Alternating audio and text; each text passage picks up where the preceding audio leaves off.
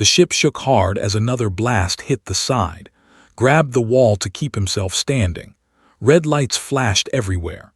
The alarm was so loud that he could barely hear his own thoughts. "They're locking onto us," shouted from the pilot's seat. Her fingers moved fast over the controls but could see the fear in her eyes. They both knew what was happening. Raiders, the worst kind of trouble in this part of space. Had been hauling cargo for 6 years now. Medical supplies, food, machine parts. Simple work for simple pay. He had left the Earth military behind long ago, tired of fighting, tired of watching people die. He thought the cargo life would be peaceful. He was wrong. "Can we outrun them?" he asked, already knowing the answer. "No chance," said. "They've got 3 ships. We've got one old freighter held together with tape and prayers." Another blast. This one killed the engines. The ship went dark for a moment before the emergency power kicked in. They were dead in space now, floating, waiting. Through the front window, watched the vessels move closer. They were ugly ships built from stolen parts and covered in old battle scars. They didn't build anything themselves. They just took from others. Ships, cargo, people. Especially people. "There's another ship out there," said quietly. She pointed to a larger vessel drifting nearby. It had also been hit. Smoke poured from its side. "Looks like a diplomatic transport. Markings." Knew about tall aliens with pale blue skin and silver eyes. They lived for hundreds of years and thought they were better than everyone else. They had powerful technology and a huge empire. But out here, far from their protected worlds, they were just as weak as anyone else. The boarding tubes connected to both ships at the same time, heard the sound of metal cutting through metal. They were coming in. "Hide the weapon," said, throwing him a small pistol. "Under your jacket, don't use it unless you have to." He tucked it away just as the door exploded inward. They were big, almost 2 meters tall, with gray skin like stone and 4 arms. Their faces had no expression, just black eyes and a mouth full of sharp teeth. They carried weapons that looked like they could cut a person in half. "Down, everyone down," one of them shouted in broken common language. And dropped to their knees. There was nothing else to do. Fighting now would only get them killed faster. The raiders searched the ship, taking anything valuable. Then they grabbed and dragged them through the boarding tube into the main vessel. The inside of the raider ship smelled like blood and old metal. Had seen bad places before during his military days.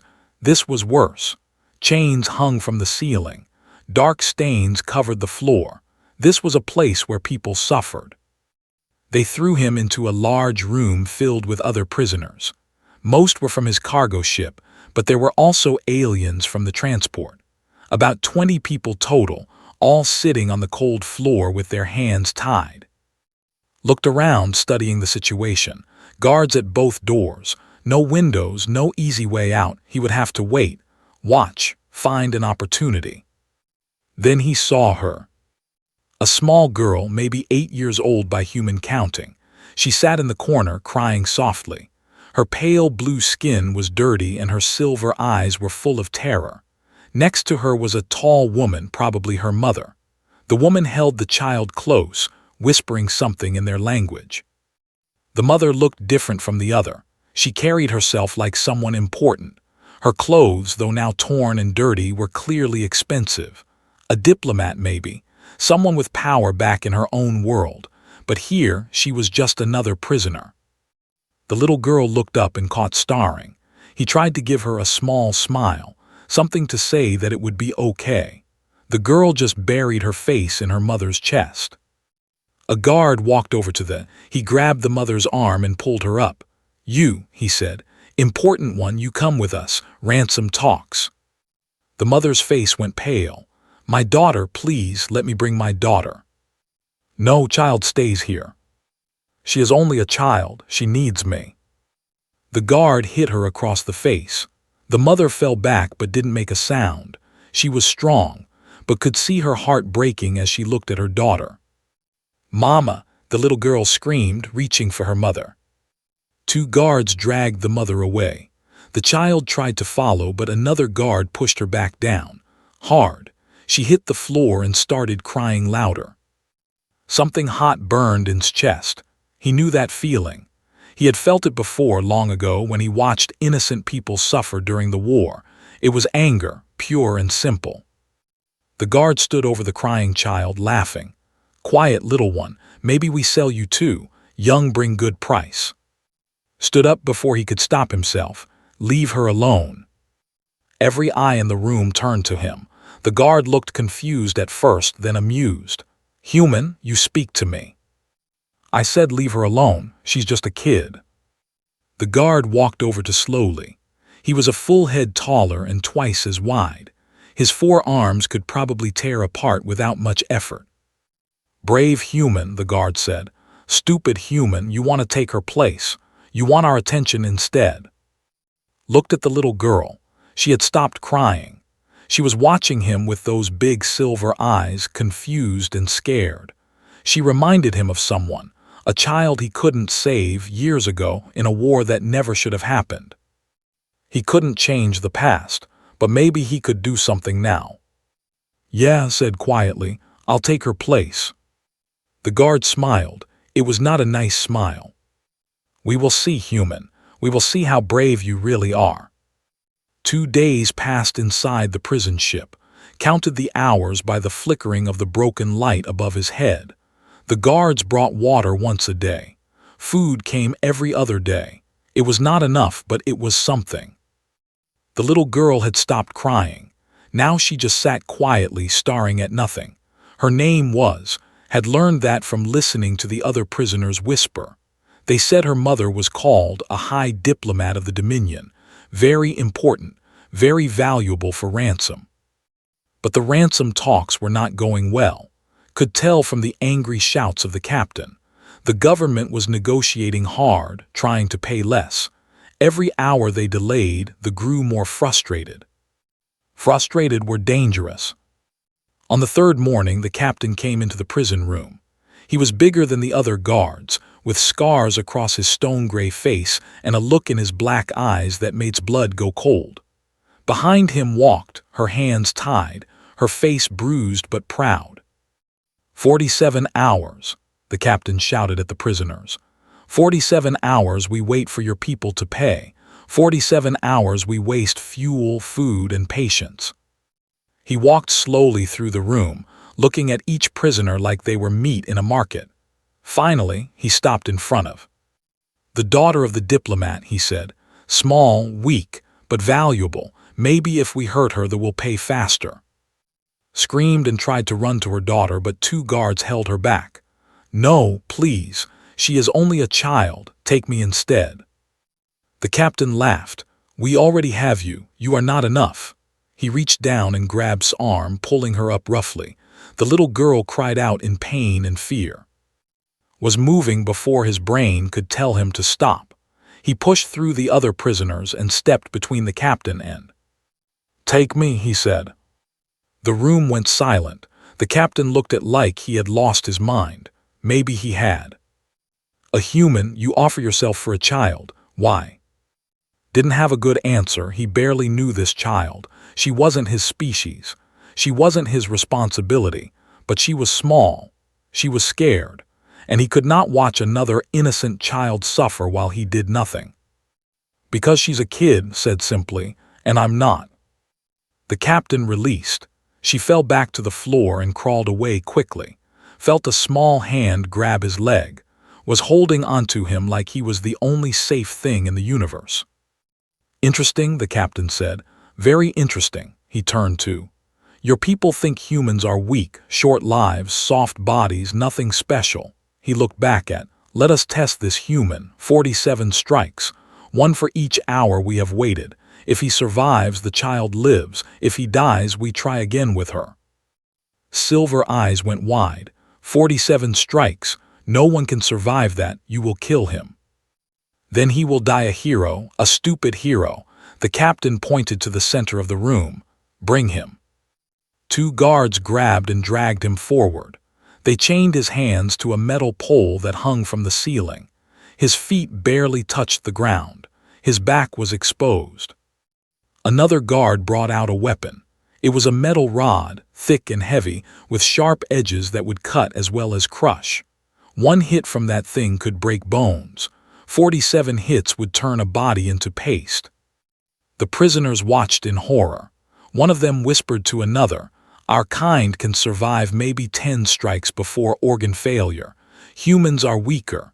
He will be dead before 20. Heard them. He closed his eyes and tried to remember his training. Pain was just a signal. The body could endure more than the mind believed. He had learned that lesson the hard way years ago in places he tried to forget. The first strike came without warning. The pain was worse than anything had ever felt. The metal rod hit his back like a lightning bolt, tearing skin and cracking something inside. He cried out but did not fall.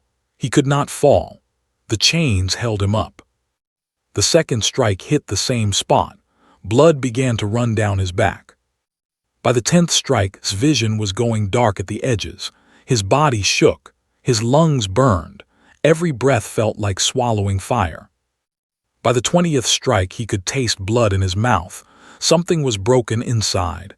Maybe a rib, maybe more. He stopped counting. He stopped thinking. He just held on. 30 strikes. They were crying. Even the guards looked uncomfortable. The captain watched with his arms crossed, waiting for the human to die. But did not die. 40 strikes. He could not see anymore. The world was just pain and darkness. But somewhere far away, he could hear a small voice. "Please stop, please, he is hurting." She was begging for him. Held onto that voice. He let it anchor him to the world. He would not leave this child alone. He would not let his death be for nothing. 47. The final strike hit like a bomb, felt his body break. He felt things inside him shift and tear. The pain was beyond anything he could describe. And then it stopped. The guards released the chains, fell to the floor like a broken doll. He could not move. He could barely breathe. Blood pooled around him on the cold metal ground. But his heart was still beating, slow and weak but beating. The captain stood over him, silent for a long moment.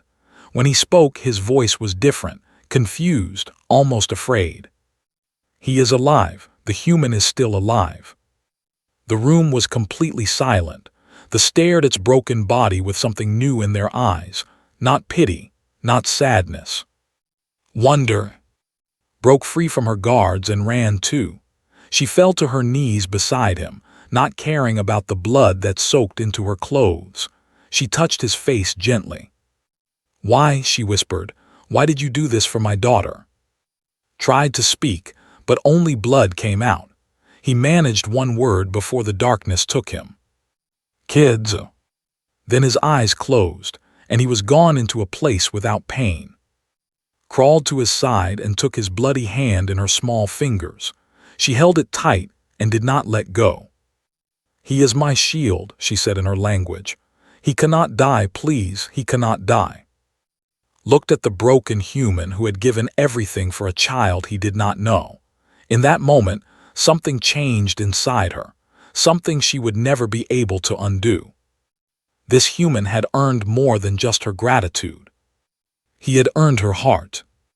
The rescue came 12 hours after Fell. Had spent those hours in a different part of the ship, locked away with the less valuable prisoners. She did not know what had happened to her friend. She only knew that something had changed. The guards were nervous. They whispered to each other in their rough language. Something had scared them. Then the explosion started. The first blast tore open the side of the ship, felt the whole vessel shake and heard the screaming of metal being ripped apart. Through a small window, she saw them coming. Sleek silver ships with the blue markings of the Dominion, and mixed among them, smaller vessels painted with the flag of Earth. A joint rescue mission, and humans working together for the first time in years. The guards ran to fight, leaving the prisoners alone, used the chance. She had kept a small tool hidden in her boot, something she had learned to do long ago. It took her 3 minutes to break her chains. Then she started freeing the others. "Stay here," she told them. "Wait until the fighting stops." But she did not wait. She grabbed a weapon from a fallen guard and moved through the smoke-filled hallways. She had to find. The battle was short and brutal. Raiders were dangerous, but they were not trained soldiers. The warriors moved like water, fast and precise. The human marines were slower but hit harder. Together, they swept through the ship like a storm. Found the main prison room just as a team of soldiers broke down the door from the other side. For a moment, everyone raised their weapons at each other. Then a commander lowered his gun and nodded at her. "Human, you are a prisoner." "Yes, I'm looking for my friend. His name is human male about this tall." She held up her hand. The commander's face changed. Something passed through his silver eyes that could not read. "You should see this," he said quietly. He led her into the room. The first thing saw was the blood. So much blood pooled on the floor like a dark lake, and in the center of it, surrounded by prisoners, lay. He was barely recognizable. His back was torn open, purple and red and black. His face was pale as death. Medical officers were already working on him, their hands moving fast, their tools glowing with alien technology. "He's alive," the commander said, "barely but alive." Fell to her knees beside her friend. She had seen injuries before. She had seen people die. But this was different. This looked like someone had tried to beat him to death. "What happened?" she whispered. "Who did this to him?" A voice answered from behind her, soft and tired but strong. "He chose it." Turned and saw a tall woman standing there. Her clothes were torn and dirty. Her face was bruised, but she held herself like a queen. Beside her stood a small child, holding onto the woman's hand tightly. "Who are you?" asked. "My name is, this is my daughter," looked its broken body, and her silver eyes filled with something had never seen in a before. Pain, real, deep pain. "The captain wanted to punish us for the slow ransom. He chose my daughter to suffer. Your friend stepped forward instead." Stomach turned cold. He took a beating meant for a child. 47 strikes with a crushing rod. Any would have died after 10. Most species would not survive 20. His voice broke slightly. He took all of them, and he lived. Looked at again. Stupid, brave, impossible. He had always been like this, always stepping in front of danger for others. She thought he had left that part of himself behind when he quit the military. She was wrong. "Will he survive?" she asked the medical officers. A doctor looked up. His face was puzzled. "He should not be alive now. His injuries are beyond serious, but his body keeps fighting. His heart keeps beating. Human biology is strange. You are not strong, but you are stubborn." "Enduring," corrected quietly. "We call it enduring." She stood up and faced. I'm his co-pilot, his friend. We've flown together for 4 years." Nodded slowly. "Then you know what kind of man he is." "Yeah, an idiot who can't walk past someone in trouble." For the first time, almost smiled. That kind of idiot is rare in this galaxy. They loaded onto a medical transport. Technology was far ahead of human medicine. If anyone could save him, they could. Wanted to go with him, but the commander stopped her. "You must come with us for questioning. Standard procedure after a hostage situation." She wanted to argue, but she knew it was pointless. Instead, she turned to. "Take care of him, please." Looked at her with those strange silver eyes. "I intend to do more than that." "What do you mean?" But did not answer. She just took his hand and walked onto the transport ship. The last thing saw before the doors closed was Little, pressing her face against the window, looking back at her. What had gotten himself into? On the medical transport, sat beside's healing pod. The doctors had placed him inside, filled it with special fluids that would repair his body faster than nature ever could. But even with their advanced technology, it would take weeks for him to heal. The damage was too great. had fallen asleep on a small bed nearby. She had refused to leave the room. She had refused to let go of his hand until the doctors made her. Even in sleep, she reached toward him. Watched her daughter. Then she looked at the human floating in the healing pod, so small compared to her people, so fragile, so breakable. And yet he had not broken. In culture, there was a concept called the life bond.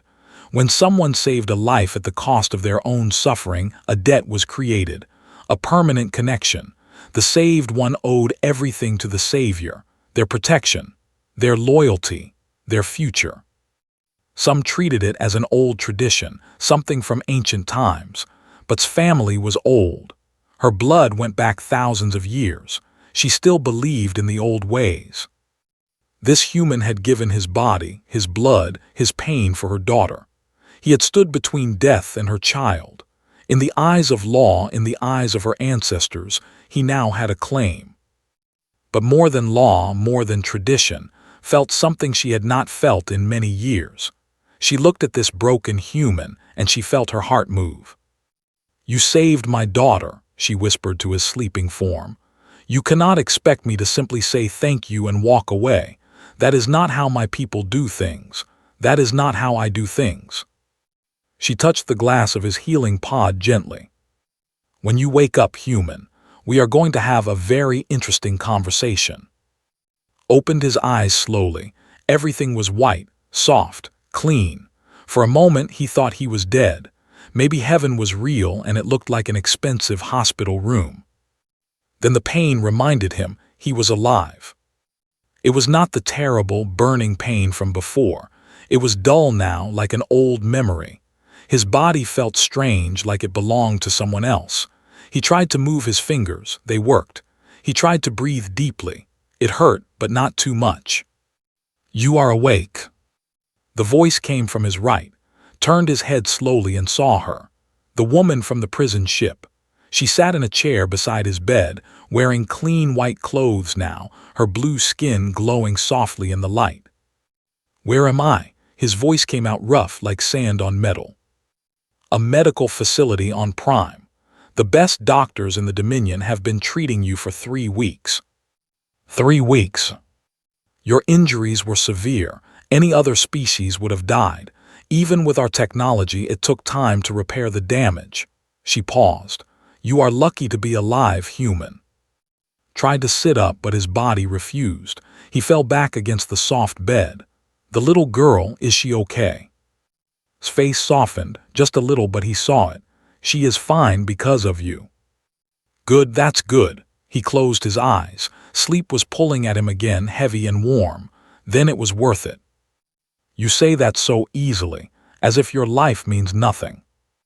Opened his eyes again. Was staring at him with an expression he could not understand, something between confusion and frustration. "It's not that my life means nothing," he said slowly. "It's just that her life meant more in that moment. She's a kid. She has her whole future ahead of her. I'm just a cargo hauler with a bad knee and too many regrets." "You are more than that." Stood up and walked to the window. Outside could see an alien city.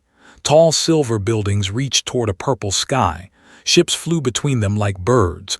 Beautiful, strange, nothing like Earth. "I have been thinking about you for 3 weeks," said without turning around.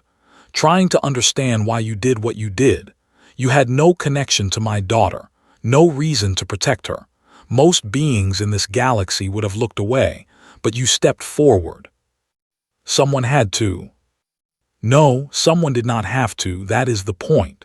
She turned to face him. "In my culture, we have something called the life bond.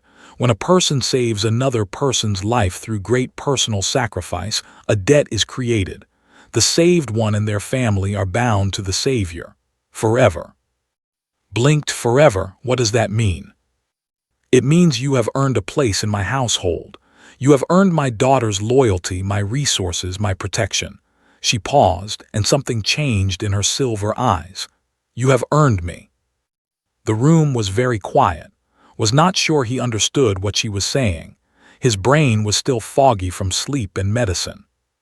"I'm sorry, are you saying that because I saved, you now belong to me?" Lips curved into something that was almost a smile. In a way, but it is not so simple. The life bond is not about ownership. It is about connection, partnership. You saved my daughter.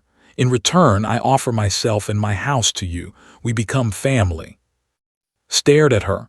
I'm a human cargo hauler, you're a diplomat. Your people live for hundreds of years. Mine are lucky to see 80. This doesn't make any sense. Sense, said the word like it tasted strange. I have spent my whole life making sense, following rules, doing what was expected. And where did it lead me? Captured by raiders, watching my daughter being threatened, helpless to protect her. She walked to his bedside and sat down again, closer this time. You made no sense. You threw away your safety, your health, your life for a child you did not know. That kind of madness is more valuable than all my logic. The door opened before could respond. A small figure ran through and jumped onto his bed. You are awake. Wrapped her arms around him carefully, avoiding the parts that were still bandaged. Her silver eyes were bright with tears and joy. Felt something warm spread through his chest, something he had not felt in a long time. Hey kid, he said softly, how are you doing? Better now. I was scared you would never wake up. The doctors said you were very broken inside, but I knew you would be okay. You are too strong to die. Laughed and it hurt, but he did not care. I'm not strong. I'm just too stupid to know when to quit. Shook her head seriously. No, you are my shield. You cannot quit. You are not allowed. She said it with such certainty that could not argue. He looked at, who was watching them with soft eyes. She has been here every day, said. She drew pictures for you, told you stories while you slept. She believes you can hear her. Maybe I could, tried to remember. There had been something in the darkness, a small voice far away, keeping him anchored, keeping him alive. Maybe I heard her. Beamed, she reached into her pocket and pulled out a crumpled piece of paper, a drawing made with colorful markers. It showed 3 figures standing together. A tall blue woman, a small blue child, and a shorter figure with brown hair holding the child's hand. This is us, explained. You, me, and Mama, a family. Looked at the drawing, then he looked at, is this really what you want? I'm nobody special. I have nothing to offer someone like you. Took the drawing from and studied it for a moment. You have already given me the most precious thing in my world. My daughter is alive because of you. Do not tell me you have nothing to offer. She set the drawing down carefully. I am not asking you to love me. I am not asking you to stay forever, but I am asking you to consider it. Give us a chance. See what this could become. Was silent for a long time. He thought about Earth, his small apartment, his empty life, years of loneliness that he had filled with work and travel because there was nothing else. No family, no real purpose, just moving from one job to the next, waiting for something to change. Maybe this was the change. He looked at who was waiting with her small hands clasped together. He looked at whose proud face now showed something vulnerable, something hopeful. Okay, he said quietly. I'll stay, at least for now, at least to see what happens. Cheered and hugged him again this time. Exhaled slowly, like she had been holding her breath. Thank you, she said. You will not regret this. Was not sure about that. He had regretted a lot of things in his life, but as snuggled against his side, drawing a new picture on her paper, and as reached out to touch his hand gently, he thought maybe this time would be different. Maybe, for once, he had made the right choice. 6 months had passed since the rescue. Stood in front of a mirror, adjusting the formal clothes had given him. They were style, long flowing robes of deep blue and silver. He looked strange in them, out of place. A short human in alien clothing, about to face the most powerful people in the Dominion. You look fine, said from behind him. She had come from Earth for this day. She wore her best clothes, though they seemed plain compared to everything around them. Stop fussing. Easy for you to say. You're not the one about to be judged by an entire council. No, I'm just the one who has to watch you fail. She grinned at him. Which you won't. You never fail when it counts. The door opened and walked in. She wore white and gold today, the colors of her house. Her silver hair was tied up in complicated patterns and small jewels sparkled at her throat. She looked like a queen. She looked beautiful. Still was not used to that, to her, to any of this. "It is time," she said. "The council is ready to see us." Ran past her mother and grabbed hand. She wore a small version of her mother's dress, white and gold with tiny blue flowers. Over the past months, she had grown attached to in ways that surprised everyone. She called him her shield, her protector. She told everyone who would listen about the human who saved her life. The story had spread across the galaxy. The human who took 47 strikes, the small, soft creature who should have died in minutes but refused to break. Other species talked about it. Some thought it was a lie. Some thought it was a miracle, but many simply wondered what it meant. If humans could endure that, what else could they endure? The council chamber was massive, a great dome of glass and silver, filled with hundreds of nobles and leaders. They sat in circles around a central platform, their silver eyes watching as led her group inside. Felt those eyes on him like physical weight. He was probably the first human to ever stand in this room. He was definitely the first human to stand here as the partner of a diplomat. "Many of you know why we are here," announced, her voice filling the chamber. "6 months ago I was captured by raiders along with my daughter. We would have died if not for the intervention of this man." She gestured to a human, a cargo hauler, someone most of you would consider beneath notice. Whispers filled the room. Not all of them sounded friendly. "Humans are weak," one of the council members said, an old with scars on his face and cold eyes. "They live short lives. They have no special abilities. They are barely worth mentioning among the species of the galaxy." "And yet this weak human survived what would have killed any of us," replied. "He took 47 strikes from a punishment rod. I have seen warriors of our own kind fall after 5. He took 47 and lived." More whispers. Stood still, trying not to show how nervous he was. "A trick," the old said, "or a lie. No human could survive that." "I was there." His voice went cold. "I watched him fall. I saw his blood. I heard my daughter cry for him. Do not call me a liar." Silence fell over the chamber. No one spoke against directly. She was too powerful, too respected, but could feel the doubt in the room. They did not believe. They did not want to believe. Then stepped forward. She was so small in that great chamber, surrounded by adults who had lived for centuries. But she walked to the center of the platform without fear, her little hands steady at her sides. "You say humans are weak," she said. Her voice was high and young, but it carried through the silence. "You say they are not worth mentioning, but this human stood in front of me when they wanted to hurt me. He took my pain. He let them break his body so they would not break mine." She turned to look at the old who had spoken against. Her silver eyes were fierce. "You live for hundreds of years. You have power and technology and everything you could want. But would you have done what he did? Would you have given your blood for a child you did not know?" The old said nothing. "Humans do not live long," continued. "They are small and soft and they break easily, but they do not give up. They do not run away. They stand and fight even when they know they will lose." She walked back to and took his hand. "This human is my shield. He belongs to our house, and anyone who says otherwise will have to go through me first." The chamber was completely silent. Then slowly someone began to clap, then another, and another. Within moments the whole room was filled with the sound of applause. Not all of them noticed. Some sat with their arms crossed, refusing to join, but enough of them clapped, enough of them stood, enough of them looked at him with something new in their eyes. "Respect." Stepped forward and raised her hand for silence. "I present not as a pet or a curiosity. I present him as my chosen partner, as a member of my house, as someone who has earned his place among us through sacrifice and courage." She looked at the council. "I ask for formal recognition of his status." The voting took only minutes.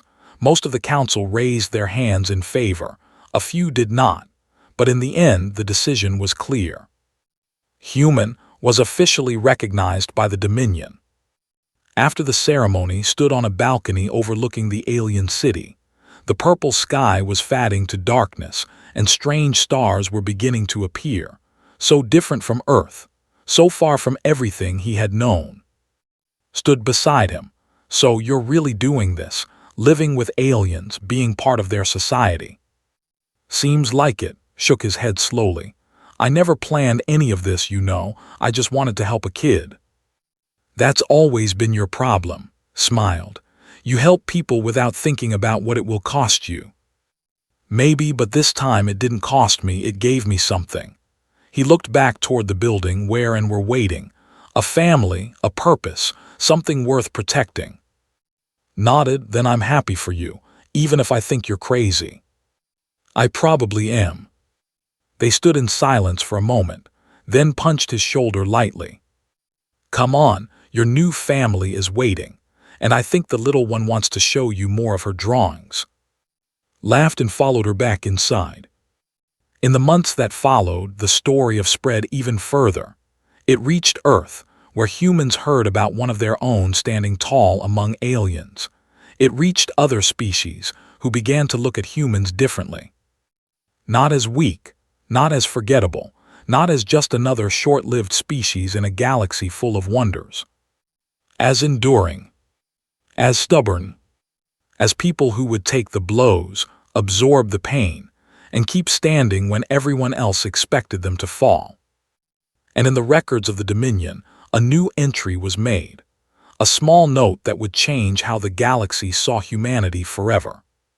Humans do not break, they bend, they bleed, they bruise, but in the end they do not break.